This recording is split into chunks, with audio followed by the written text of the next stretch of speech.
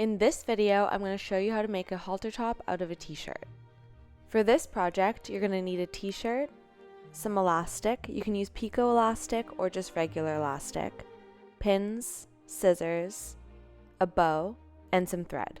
We're going to start by taking our pins and pinning out the shape that we want for our halter. This is just to give us a rough idea, and we can try it on in a later step to make sure that it's fitting right. And now I'm going to choose the elastic that I'm going to use. I'm going to use a different colored thread that's going to match my bow, and then I'm going with the white elastic. Now flipping the shirt over, we're going to continue pinning out the shape on the back. For mine, I'm pinning out a scooped back, but this is really your choice for the shape that you want to create for your top.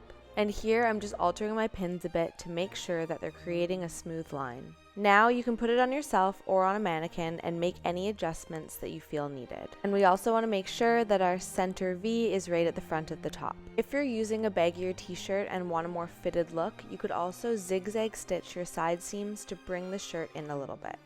And you want to make sure that you're doing that while the top is inside out. Now we're going to move on to cutting where we placed our pins. I'm leaving a little bit of seam allowance because we will be attaching elastic to all of our edges. So I'm trying to leave about 1 centimeter around the outside of the pins. The only place this was tricky was around the halter strap because it does go quite close to the neckline. This will only create a slightly thinner strap, which I don't mind.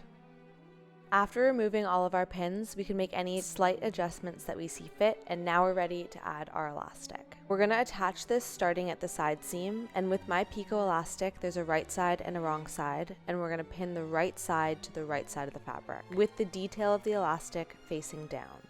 It's up to you how tight you want the elastic. The more you pull the elastic when you sew, the more ruching is going to be created for the top. If you feel more comfortable, you can also measure out the length of the elastic before sewing it. So you could just wrap it around either yourself or a mannequin, gauge how tight you want the elastic, measure it, and cut.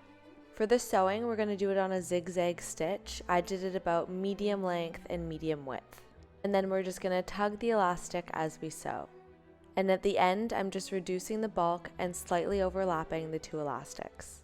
Before making our second stitch, we want to cut away any of the fabric that's poking out the other side of the elastic. And then we're going to fold the elastic over and do a top stitch on the right side of our fabric. Again, slightly pulling the elastic as you sew, but not as much as for the first stitch. Now, doing the exact same technique, we're going to attach the neckline elastic.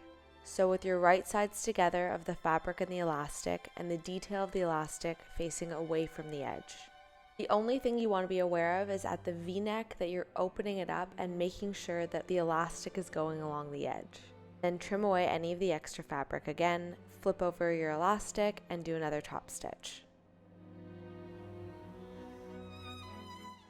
The final step is going to be to lock down our V-neck and attach our bow. So with a hand sewing needle, we're just going to fold that V-neck over and make sure that it's lying flat, and then we're going to attach the bow on top.